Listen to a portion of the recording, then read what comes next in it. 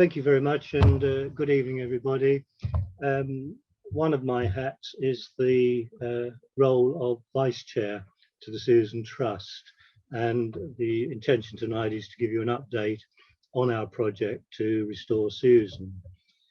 Susan is the only surviving wooden lighter from the Chelmer and Blackwater navigation.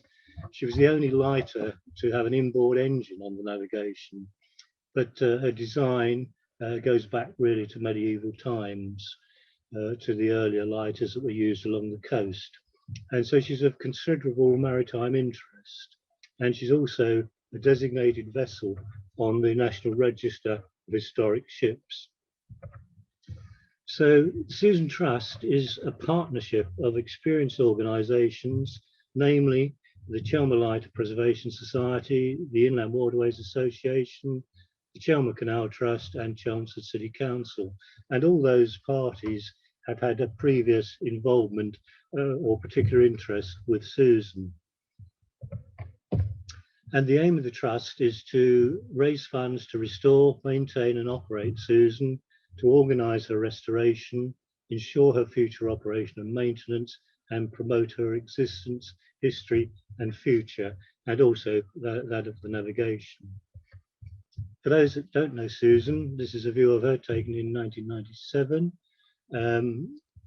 Now a historic view because it was probably one of the last trips taken on Susan before she was moved, and it's also a view showing the old A12 viaduct in Chelmsford, which is now demolished.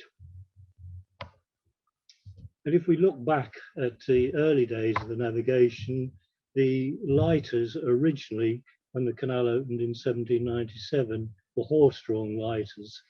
Here's a view of a horse-drawn lighter travelling down to Heybridge Basin, past Bentl's warehouse in Heybridge. And what I like about these old photographs and postcards is seeing how neat and tidy the navigation is and how well kept the towpath is. Something there for us to aim at for the future. And another view of a horse-drawn lighter coming upstream past the long weir at Beeley, partially loaded lighter this time. And the lighters were used to bring goods, all sorts of goods from Heybridge Basin on the estuary up into Chelmsford and destinations en route.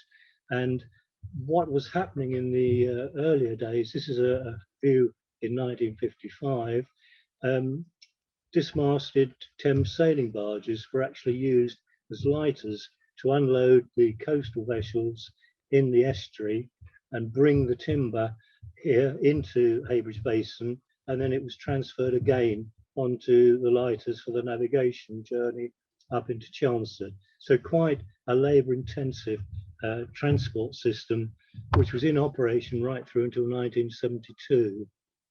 In the latter years, in the 60s and later, it was possible to bring the coasters into Heybridge Basin because the seal up there was actually enlarged to allow their entry. Now, Susan was built for Brown and Sons timber merchants in Chelmsford. It was built in 1953 by Priors of Burnham on Crouch, and it only worked until the late 1950s, after which time she became a maintenance boat for the Chelmer and Blackwater Navigation Company. As I said earlier, commercial traffic ceased in 1972, and in 1976, I think, or just before, the Thornycroft engine was removed and offered for sale, leaving just the lighter. In 1976, IWA purchased Susan because we didn't want to see her broken up, and we felt that she was of historic heritage value to the navigation and should be preserved.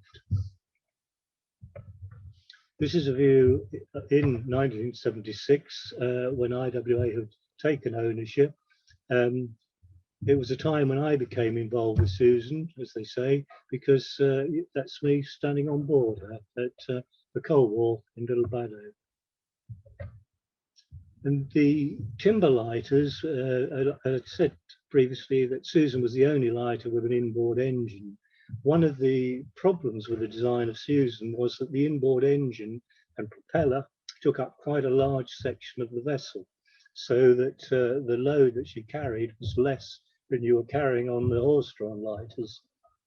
So shortly after this period, steel lighters were introduced onto the navigation.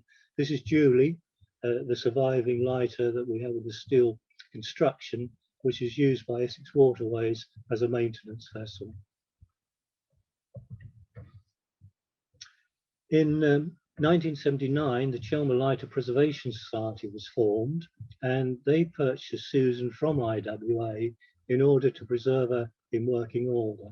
IWA had taken the role of trying to save her, and then sought somebody to actually take her on and restore her. In 1981, they were able to buy back the original engine and reinstall it.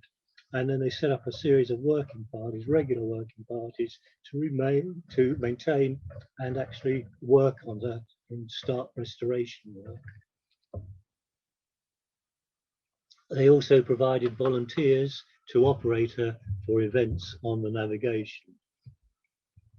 This is a view 1979. There's quite a history here of her being in a sad condition. Part of that, part of the reason why she was left sunk was because it helps to preserve the timbers rather than have them drying out if the boat is not being used regularly. There's another view a few years later, this one at Sandford Lock, just above Sandford Lock, where the canal has been drained, the water levels lowered to enable her to be pumped out.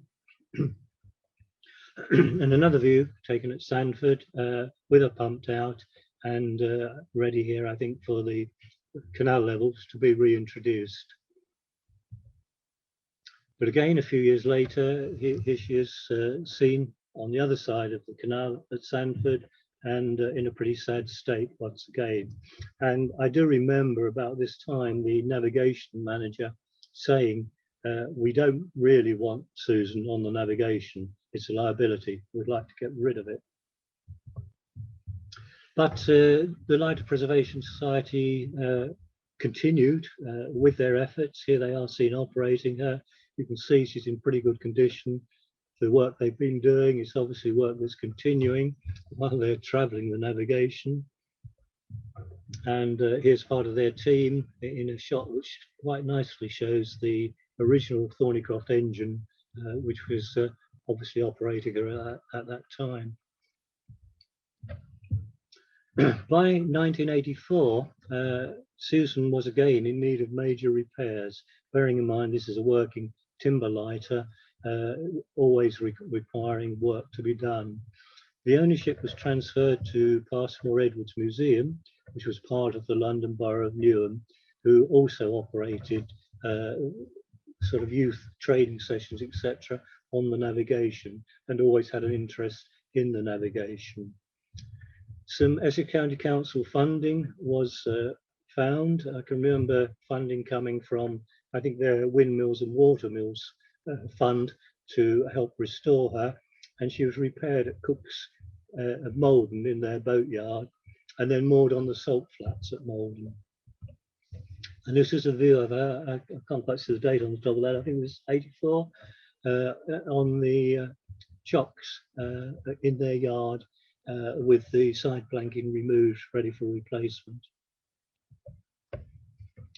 In 1991, the London Borough of Newhams had enough of Susan, and they donated her to Chelmsford Museums, and she was moved to Sandford Mill, where she was used as a working exhibit aided by the Chelmer Lighter Preservation Society. In 1993, recorking and tarring was carried out with Science Museum grants, and in 2002, further repairs and retarring took place. She was used throughout this period for events on the navigation. This is 1993, with the reopening of Springfield Basin after the IWA rebuilding of the lock and restoration of the area and reopening for public use. This is a view taken from on board Susan, with her arriving at the quayside, which was later to be redeveloped as Waterfront Place. And again, 1997 in Springfield Basin, for the celebration of the bicentenary of the opening of the navigation. And what is nice in seeing Susan on the navigation is it gives you an understanding of the size of the original commercial vessels, particularly compared with the modern recreational boats that use the waterway. Here again, I think 2001, we can see her heading up from Sandford upstream. In 2003, Susan was placed on the National Register of Historic Vessels. The aim, obviously, to secure long-term preservation. But we knew by this time that Gribble attack had badly eroded the bottom planking, and Chelmsford Borough Council therefore decided that it could no longer actually operate it, and they couldn't afford to repair it either. And they therefore proposed that they would make her a land-based exhibit. They'd put her on a concrete plinth in the grounds at Sandford Mill, and she would be there for anybody to actually view and see. There were several people who actually opposed a land-based exhibit.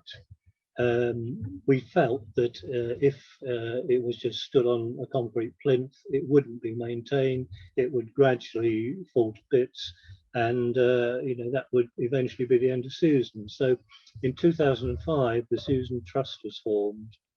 The trustees are those from the groups previously involved, as I mentioned, and the ownership of Susan was transferred to the Susan Trust, together with a cheque for £25,000 from the Borough Council to start the fundraising and go towards her restoration. This is a view of the handover, the cheque there being presented by the Mayor of Chelmsford to Lord Peter, who was President of the Susan Trust.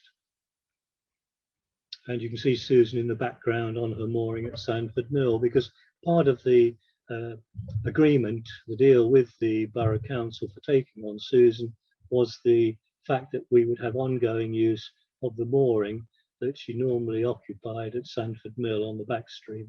And that would enable her to continue to be an exhibit at the mill, as well as a working exhibit on the navigation. So the fundraising continued, and we had considerable local support.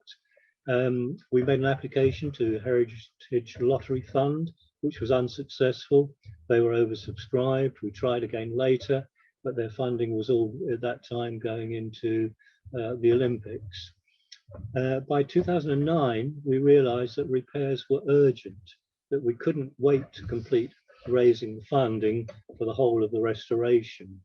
And that we would have to actually do some emergency work and in fact start the restoration work in a staged operation. So we arranged to commence that work. We went to different boat builders for prices and concluded that the best boatyard to deal with her was St. Osoph, and we then undertook actually moving her up to St. Osoph.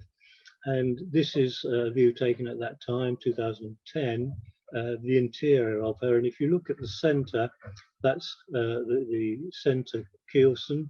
You can see that's in quite poor condition, but on closer examination, you can see there was a considerable amount of rot in that timber, softwood timber that had been replaced some years before.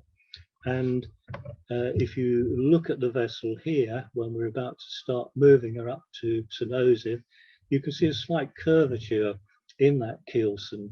What was happening, because of the rot, the fixings were pulling through and the bottom of the boat was beginning to curve.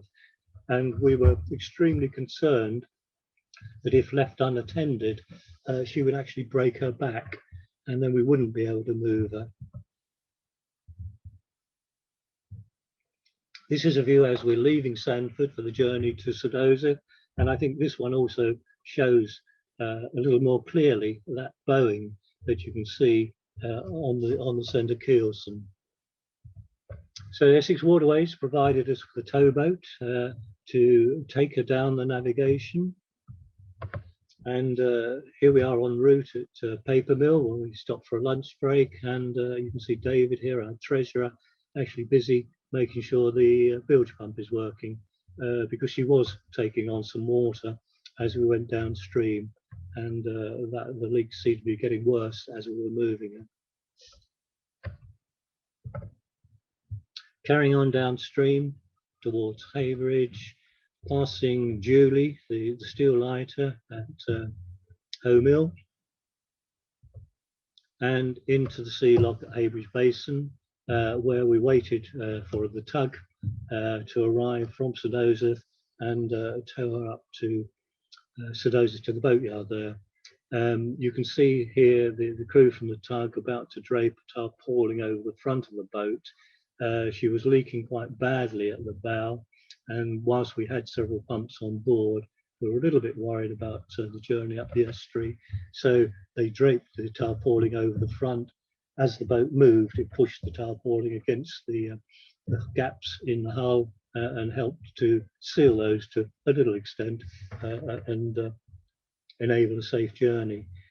We were offered to join them on the journey, but I have to admit that I did decline the offer. So I said we've decided that we would have to break the restoration down into phases. This gave us the better opportunity of actually raising the funds for each stage and showing any grant bodies, any donations that people wish to make, that we were actually making progress. And the first stage of that was the replacement of the main keelson, which we felt was urgent. And then the following stages, carrying on with stage 2, the replacement of the ribs and upstands or repairs of them.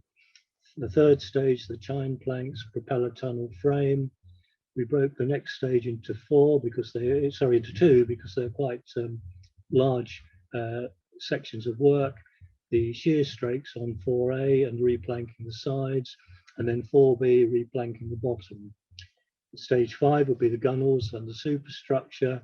Stage 6, the reinstallation of the engine and stern gear, and then a separate stage of 7, where we would provide a cover for her, a lift for disabled passengers, and also educational interpretation. And those stages were illustrated on this little sketch as part of our fundraising package. The original estimates we had from the boat builders, the one we accepted, which we thought was the best, was a cost of about £120,000 plus a contingency for the work. However, as we got underway, the exploratory work soon revealed that there was concealed rot that we didn't know anything about, and obviously a lot more work involved than we'd anticipated. Also, the VAT rules changed so that we could no longer reclaim the VAT, we would have to pay VAT, which was adding another 20% to all our costs. The current total restoration cost is now nearer 220,000, because we also hadn't realised at the time that due to the time it takes to raise the funding, get work underway, the project would take us 10 years plus, and we have now actually been working on it for 10 years.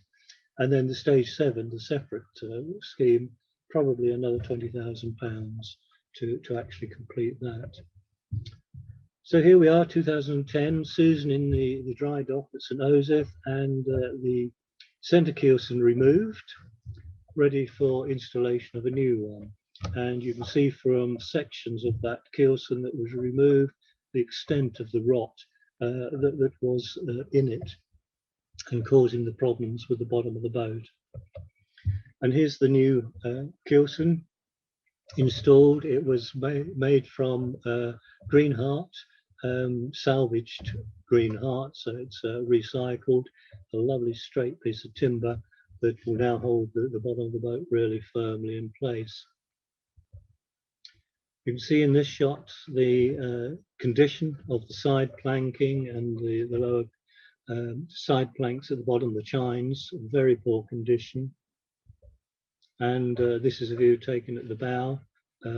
showing the rot on the side planking there. This is the area where we were finding it was leaking when she was travelling. And underneath, a view showing the gribble attack, which had eroded the bottom planking down to a thickness of about ½ an inch. And removal of a section of the inner chine here, showing the rot that was actually in that. If you look at the pieces that are still intact, it all looked pretty sound, but once you started investigating, there was a lot more rot there than anticipated. And the funding for the earlier stages 1 to 3, was quite successful. We had a lot of local support. You can see here the grants that we received: Chelmer Borough Council, their original £25,000, the County Council's Community Initiative Fund, 14.5, Essex Heritage Trust, Augustine Courtauld Trust. The only grant here that wasn't local was the National Historic Ships Committee, £1,000. That was very nice to receive because it showed that the vessel has some national importance. And then IWA, our own branch, and Chelmer Canal Trust matching that with £5,000 as well. And Susan Trust also raised another £18,500 at that stage from donations and collections, including donations from the Chancellor Society, Blackwater Boats, Sanford Lock Boaters, and Sir Alistair Stewart. And that enabled us to carry on with the work, which was the stage 2 was replacing the floors.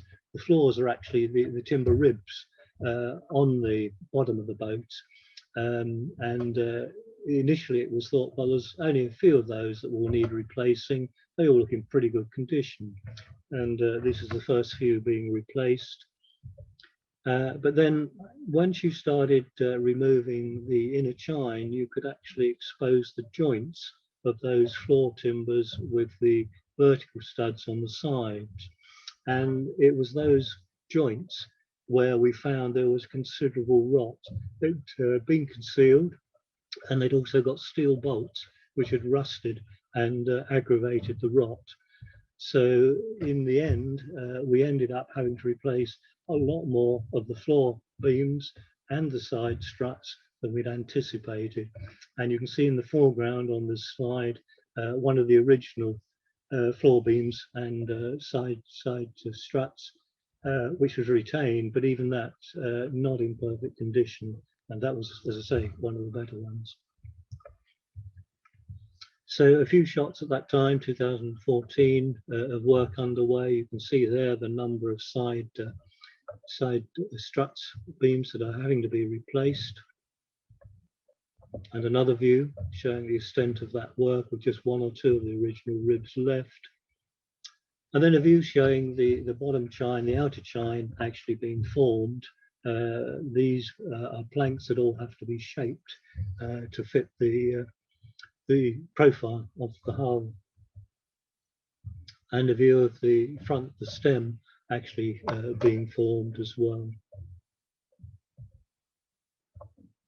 Several views here of work underway at that stage, and you can see the extent of the work that we suddenly found that we had to do. A view of the propeller tunnel showing the rot in the planking and the side formers of the propeller tunnel. And the propeller tunnel, we were able to replace the frame to that with single pieces of Aroko instead of the sections that were there before that were actually made up from 3 different pieces of wood. So we are doing basically a better job. All the new floor beams, side ribs are all in oak, and the planking we are carrying out in Iroko. The original planking was softwood, and I think that was part of the trouble why we've had so much rot. And when you consider that the major cost of the restoration is actually labour rather than materials, then it's better to spend a bit more on your materials so that they last longer, and we don't have to keep continuing to do replanking and major work on them. And there's another view of getting more towards a completion of the work on the hull. And a view of the side, the bottom side plank there actually fitted. The curvature on that you can see, Morocco plank. And just an update here on the stages. Stage 1 had been completed with the Kilson going in. Stage 2 and 3 were completed by October 2014. It was then a while before we were able to complete stage 4A because of raising funds to carry on with the work. And then 4B followed on fairly quickly after that, with commencing that, continuing work in 2018 in April. The funding for stage 4A came from these sources: Susan Trust, providing not only timber we'd purchased earlier, but additional donations that we'd received. Essex Heritage Trust made a £5,000 contribution. County Council's Community Initiative Fund again. The Prism Fund, here a nice grant from a national body, from the Arts Council, £20,000, providing us with the funding to do that stage 4A. 4A was the shear strakes or top planks of the hull, replanking the sides, and then the chines and the inner chines.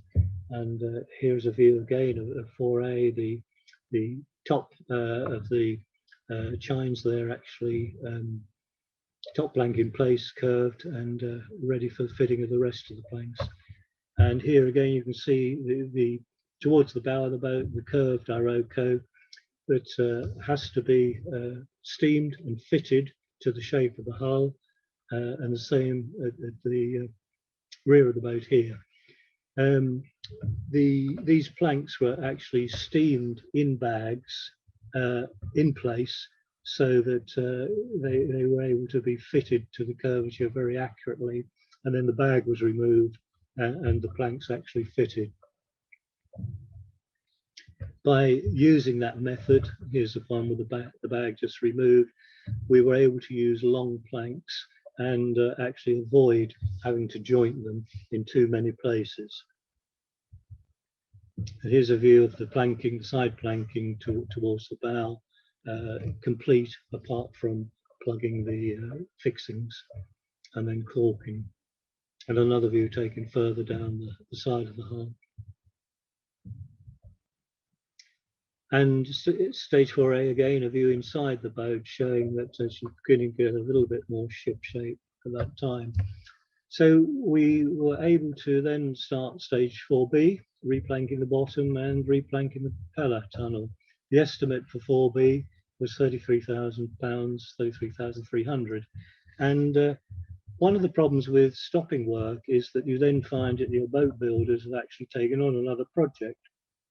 And these projects are normally quite long term and they're not available. So we had to find new boat builders, and that can take time as well, but we were successful in doing that. The funding for stage 4B came from the Susan Trust's own raising of money, donations, etc. £10,000 from the Pilgrim Trust, again County Council's Community Initiatives Fund, Co-op Bank, IWA London branch, giving us the total funding to actually do the stage 4B work. And this, I mentioned our new boat builders. This is Tom.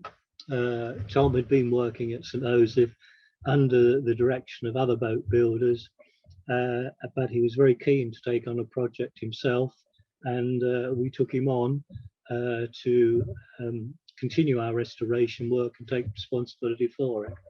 And he certainly rose to it, and I think also helped us satisfy one of our aims, which was to encourage younger people into the boat building industry, skills that we don't want to see lost. We want to see traditional boat building continued in this part of the world.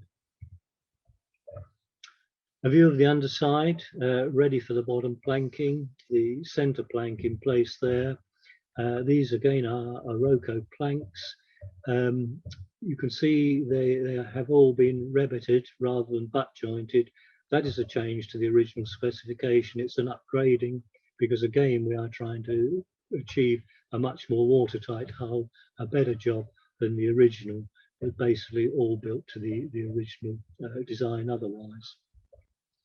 The Iroko, we purchased Iroko trees which were sawn at the boatyard in order to get the planking in long lengths and the required widths that we needed. Here's a view of the underneath of the planking completed, as I say, riveted, and the joints tarred, ready for sanding down, planing down, and a view of the side of the boat, similarly looking at the planking underneath. And then an interior shot showing the chines around the bottom of the boat, the keelson reinstalled after we put the new floor ribs in, and the boat again beginning to take shape, look more like Susan. A view of the front of the boat. In order to help with our costs, David Goodrich, our treasurer, and myself undertook to restore, repaint, clean down and repaint all the ironwork from the boat. Again, quite a task to take on, but we did it successfully and took the ironwork back to Susan, and it was refitted. And a view of the stem of the boat being fitted, and the stern of the boat. The stern of the boat is in pretty good condition. It had been replaced a while back. It's really just the rudder posts that are suffering and will need to be replaced. And then there'll be some work on refurbishing the rudders themselves. So stage 4A was commenced in April 2018, completed February 2019, and we continued with stage 5. Well, we've got the boat builders and we've got some funding. The stage 5 estimate was around about £60,000. Stage 6, putting the engine back, around £6,000. Our aim, as I say, was to continue the restoration rather than have to stop again. Funding for stage 5 is here. Susan Trust, 15,000. Essex Heritage Trust again.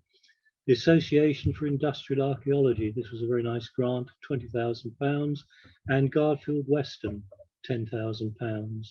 And what is nice about that is we were now beginning to attract grants from these national bodies, whereas initially we were only able to get local funding.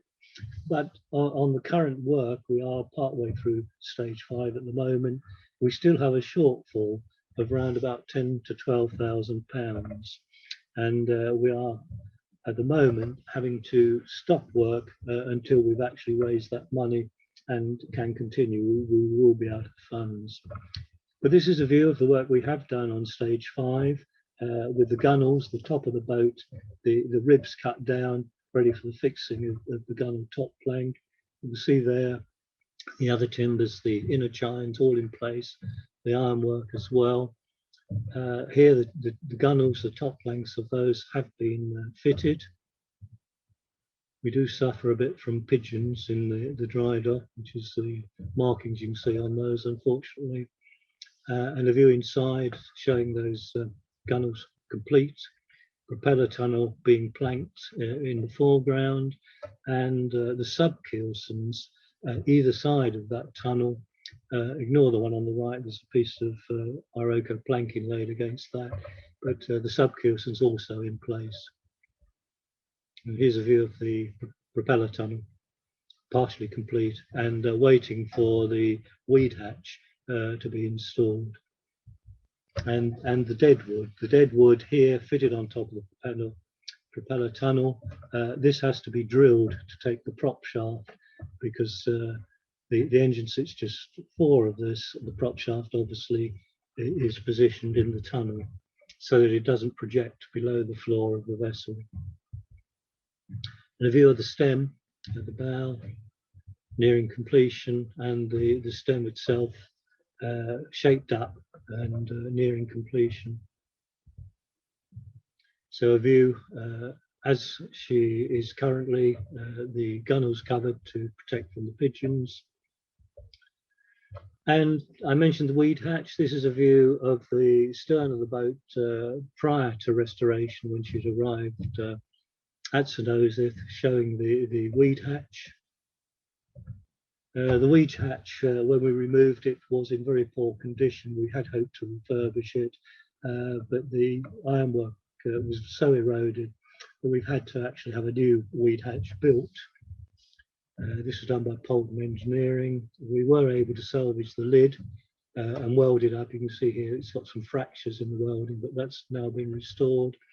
The lid is, the whole weed hatch and lid is now complete. New fixings fabricated as well, and that's been taken back to St Joseph for refitting.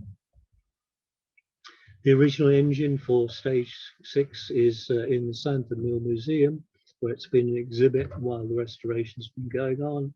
And our aim at the moment is we're hoping we can raise enough funds to complete the work at St Joseph, get the propeller shaft in, get all the boat builders timber work done, and then we can move her back to the navigation, and we can then refit the engine on the navigation.